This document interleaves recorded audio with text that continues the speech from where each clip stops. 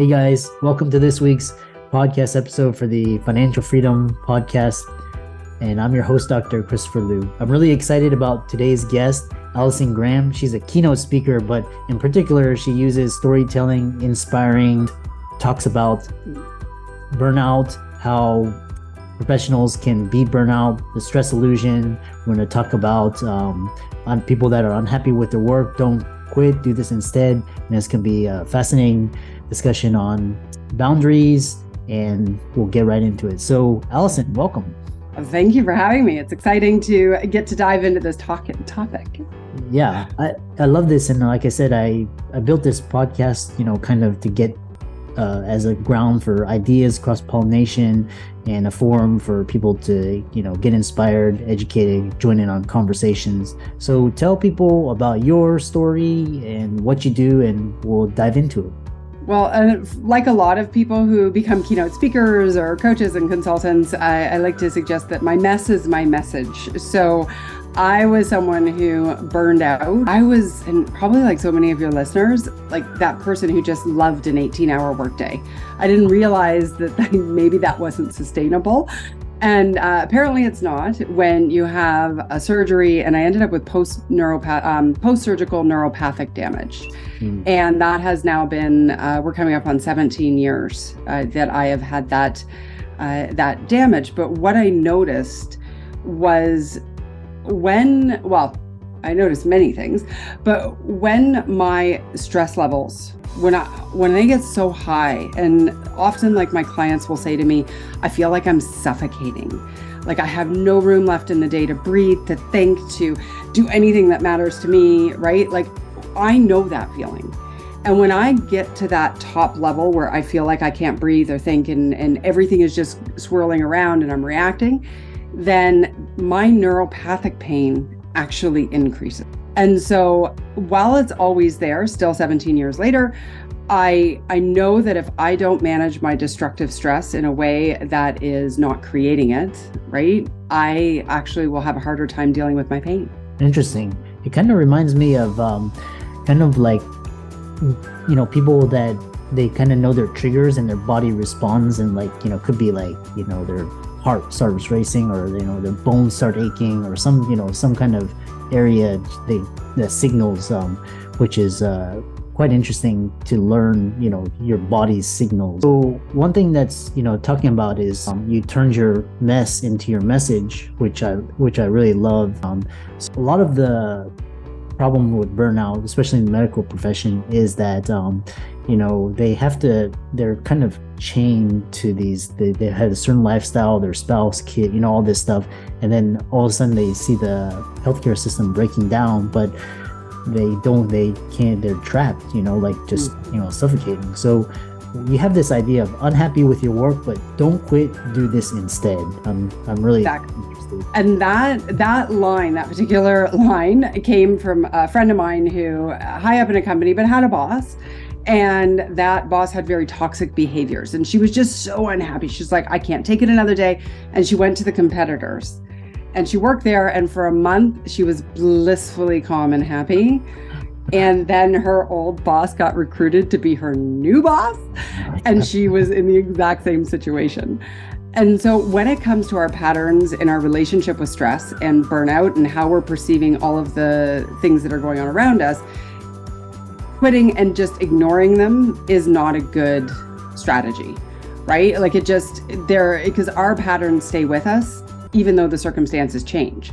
So if you have a really highly stressed, personality, and you're feeling like the sensation of, I'm doing too much and I don't have boundaries and I'm saying yes when I wish I would have said no, and not being able to effectively process your angst in your life, whether you're working in a hospital setting, whether you're working in a clinic, or whether you're working at, for some office building downtown, or working from your living room, you're going to repeat the same patterns. Circumstances will change, patterns will not, unless you choose to proactively change them. Oh, I love that idea. Circumstances change, but patterns do not. So you have to proactively. I love that. The other thing is, so basically identifying the patterns and then changing your perceptions.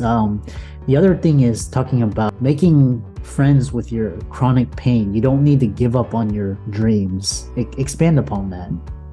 So, and my pain is like, so my chronic neuropathic pain is, I'm encouraging everybody to, swap that with whatever your adversity is.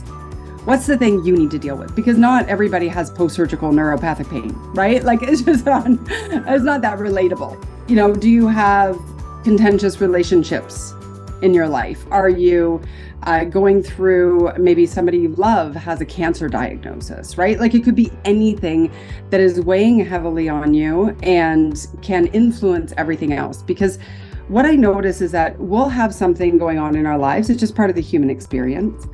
And it's really heavy emotionally. I'm not going to say negative emotionally, because I think we need our negative emotions too. And maybe even physically or spiritually and mentally. And what happens if we're not disciplined with how we apply our emotion, okay? If we don't recognize what actually is happening, we will have that negativity infiltrate everything. So if I'm angry about my pain, I used to walk into a meeting and then I'd be irritated with people in a meeting. And I'd be like, but they didn't actually do anything if I was looking at it objectively. But it's because I wasn't able to figure out, I'm really angry and fearful about my pain and overwhelmed by my own pain. And now I'm taking it out on these innocent bystanders, whether I would take it out legitimately or just internally, right? It's like we can walk into work. And imagine you've had a real off the rails kind of day, those kind of days, right? Your kids don't wake up on time. You forgot to charge your battery, right? If you on your phone, maybe if you're married, you've got your spouse is like all irritated with you, and it's like everybody's leaving the home late, and then you get into a traffic jam, and then you spill your coffee, and then you get into the clinic, and you're like, oh my gosh, I'm having the worst day.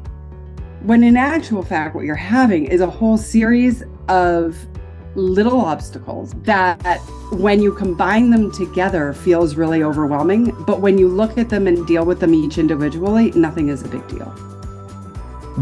I love that. And kind of like what the key idea, and I liked how you described discipline and how you apply your emotions and really get to the root of what's going on and owning that and not taking it out on your dog or your friends or and then you can actually coexist with your chronic pain. I love that. And it's one of the 3 tiers of what I believe creates destructive stress is the emotion that we put around the things we do, which is often misplaced. Right? Like if you've seen this happen, it's like you're in a grocery store line and somebody goes off on the person, right? Like the cashier, and you're like, oh my goodness, like I'll get the sale price. It's okay. Right? But it was because they built up so much frustration throughout the day and weren't processing it effectively that it ended up coming out on somebody else. And I think that happens more and more these days because people are facing more and more challenges and not having the tools to actually process. You came up with this term called the stress illusion. What is that? The stress illusion. It is my belief that as a society, we are fundamentally flawed in what we think about stress, how we believe it's created. We're meant to deal with it and the best way to manage it. And so my opinion is first and foremost foundational. If we create less stress, we don't have to be so good at managing it. So create less stress. And then I love how in the previous response, you were talking about how you deal with each individual obstacle individually, and it basically becomes a non-issue. And then what is personal capacity design? What is that? Well, okay, so personal capacity is, by the way, there are like 21 illusions. So I don't want to skip over that too much, but I just think that we're taught to manage it. And even things like people will say, and by the way, I'm sure so many of your doctors have told people this, so I love you and I say this with respect, to do things like, exercise and meditate and take time for yourself and, have a good social circle. And I love that. That's great advice for a healthy lifestyle. There are a lot of burned out, highly stressed executives working out at the gym. If it were the answer, people who run marathons would not be stressed. And some of my most high-strung friends who I love dearly are marathon runners. So we're taught as a society to do more behaviors, right? But if you're already suffocating and you're working a long shift and you haven't slept in days, you going to the gym may be a great thing for you, or it may be the worst thing you can do. And so I'm like, okay, how do we shift? Like that's one of my fundamental pieces of the stress illusion, is stop expecting behaviors that are designed to A, make you healthy, and B, to release stress hormones that are already created, to stop making you feel stressed. That makes sense? Like, do you see that? Yeah. So it's basically if you're already overloaded, don't add in things to make you more overloaded. Kind of reset it and first heal before you start taking on these other activities. Well, I'm all for going to the gym. Like, bring it on. If it works for you, do it. I'm not saying that. I'm saying don't expect working out to solve the fact that you're unhappy in your life and feeling like you're burning out. Yeah. Like, I can't tell you the number of times I've started working with a new client, they come on the call and they're just like, oh my gosh, I know I should, and here are the shoulds, I should just let it go. Well, I can't focus on the things I can't control. Yeah, but what are the things that really upset you the most? Probably the things you can't control.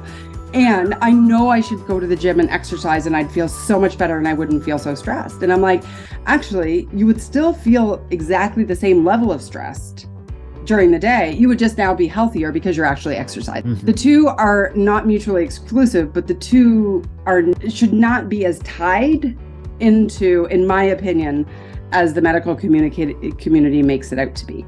So there's my controversial take.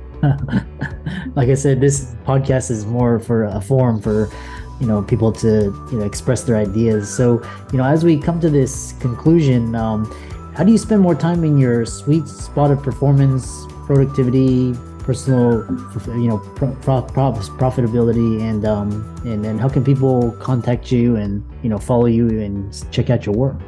Sure. So that sweet spot of performance, profitability, productivity, and personal fulfillment, I've said it many, many, many times, is a bit of a tongue twister. But the idea there is if we create less destructive stress in our lives and we harness the power of good stress to get more done in less time and to feel more in flow, then we can design our days. This is the personal capacity design, to be more aligned with how we want to live our lives. Instead of just reacting to everybody, we have this perspective of going, okay, this is what's happening. This is what I want my days to look like. This is how I'm going to show up in the world. And we work, and I have a whole problem-solving framework and everything to help people get to this point. Like, one of my clients, we just finished a 6-month program. He started with me, he was at 128% capacity. And so that can have a little bit of ambiguity based on how you see it. But basically, he was thinking about dealing with problems from work 128% of his week. He was exhausted. We just finished 6 months and he is at 38%. And that only shifted because we got so intentional about how do you actually design your days? What parts need to come in? What parts need to go out? How are we going to change the misplaced emotion and the storyline? And it's a whole process. But I really am on a mission to get people talking about stress differently. And I believe that as a society, we can have more people living in a state of flow if we can apply some of these concepts. So in terms of how to get more information, come on over to Allison, and there's lots of resources there. We just launched a new website, but the blogs will all go back up soon. And, of course, online courses and coaching and keynote speaking if you're having a conference, like, it's all there. But I know it can be done, and it's so beautiful when people stop spinning in the destructive stress cycle. Yeah, I love that. And especially, in our really chaotic, especially, in our world today. So for the audience, let's thank Allison for coming on the podcast, dissecting some really interesting concepts and kind of creating metaphors around it and expanding on that. All of Allison's work will be in the links in the show notes. And with that, thanks so much for coming onto the podcast. Thank you for having me. Thanks for the platform.